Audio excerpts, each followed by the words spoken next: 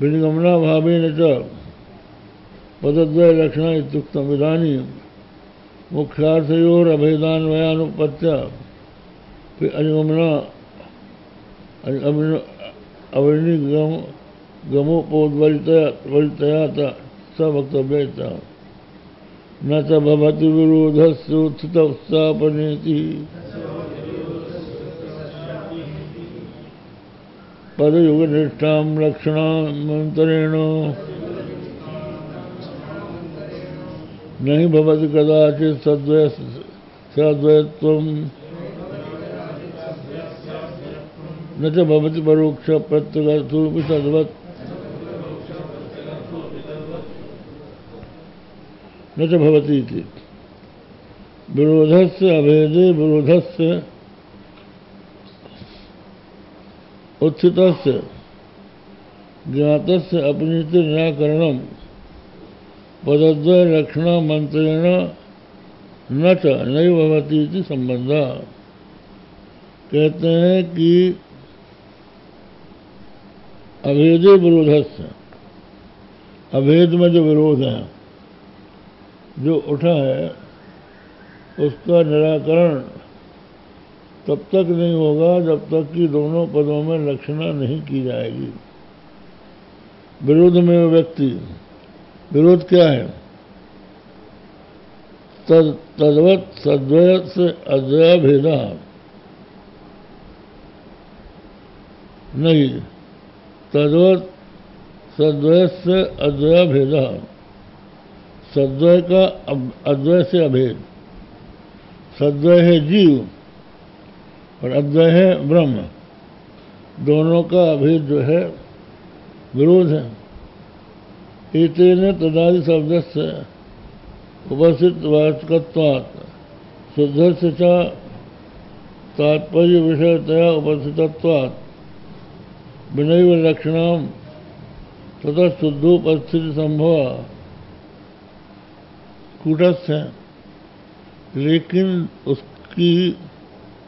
उसका ज्ञान तभी होगा जब पद से उपस्थित तत्व पदार्थ में लक्षणा की जाएगी। बिना लक्षणा के दोनों का बोध नहीं होगा।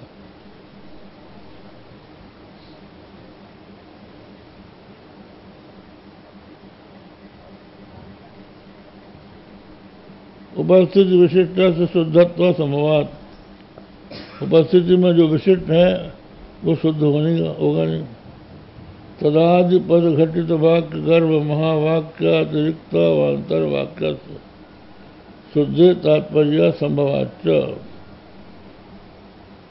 कहते हैं तदादि पद घटित वाक्य गर्भ महावाक्यातिरिक्त अंतर वाक्य शुद्धे तात्पर्य संभवाच्च। नहीं वाक्य महावाक्य तदर्थ परिसंधान बिना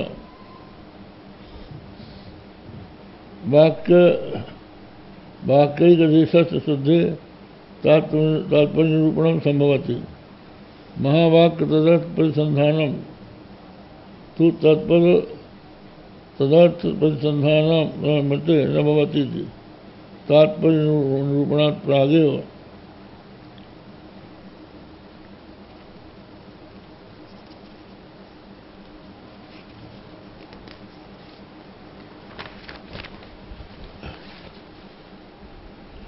तत्पदार्थ निर्णय वाचा इति सत्यादि वाक्यानुरोधेन विशिष्टमेव तत्पदार्थादि तत्रापि लक्षण आवश्यकीति भव। अत्र तदर्थवत् सद्वितीया त्वंस परित्याग दैवत्याग बदा परोक्षत सापि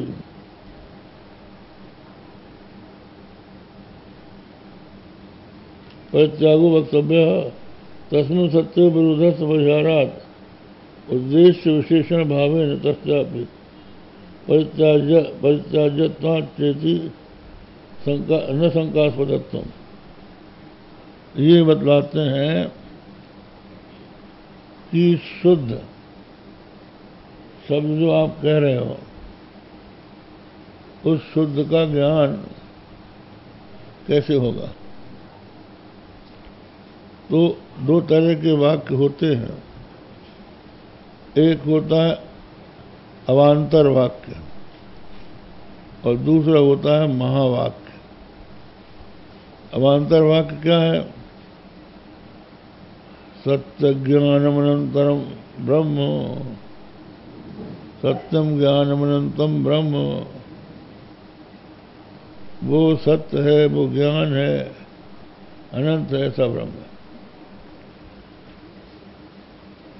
सत्यम ज्ञानम अनंतम ब्रह्म, एक ब्रह्म है जो सत्य स्वरूप है, ज्ञान स्वरूप है और अनंत स्वरूप है। तो हमने अवान्तर वाक्य से इतना ही सुना, सत्यम ज्ञानम अनंतम ब्रह्म। तो ये जो सत्यम ज्ञान अनंतम ब्रह्म है, ये सोपाधिक उपाधि सहित है।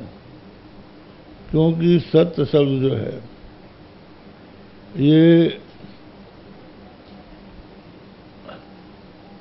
त्रिकारावाच्यत्वम सत्वम, सत्यत्व, अवाध्यत्व ही सत्यत्व है। और ज्ञान, ज्ञान जो है हम वृत्त्यात्मक ज्ञान को लेकर उसको ज्ञान समझते हैं और अबाध्यत्व को लेकर सत्य समझते हैं। और विषयों से जो सुख की प्रतीति होती है उससे आनंद समझते हैं। तो सोपाधिक वस्तुओं को लेकर ही सत्यम ज्ञान अनंतम ब्रह्म हमारी दृष्टि में आया। शुद्ध तो तब आएगा जब उसमें रचना की जाएगी, पहले पहले नहीं आएगा। तो जब हम तत्वमसि महावाक्य सुनते हैं तो महावाक्य में जो तत्पदार्थ है उसका अर्थ हमारी दृष्टि में सत्यम ज्ञान अनंतम ब्रह्म, ये अवान्तर वाक्यस्थ जो ब्रह्म है वो आता है। तो बिना लक्षणा किए वो शुद्ध नहीं बनेगा। इसी तरह से जो जीव है वो देहेंद्रिय नायकत्व रूप से हमारी दृष्टि में आता है, परिच्छिन्न रूप से आता है। तो बिना लक्षण के वो भी विदित नहीं होगा। अब परोक्षत्व जो है, जब तक कि प्रत्यक आत्मा से वो अभिन्न सिद्ध नहीं होगा तब तक उसकी परोक्षता नहीं जाएगी। और जब तक ये ब्रह्म से अभिन्न नहीं होगा तब तक इसकी परिच्छिन्नता नहीं जाएगी, सद्वैता नहीं जाएगी। इसलिए दोनों के अभेद को बिना समझे शुद्ध का ज्ञान होगा नहीं। और शुद्ध का ज्ञान प्राप्त करने के लिए वाच्यार्थ की रक्षणा करनी ही पड़ेगी, ये तात्पर्य।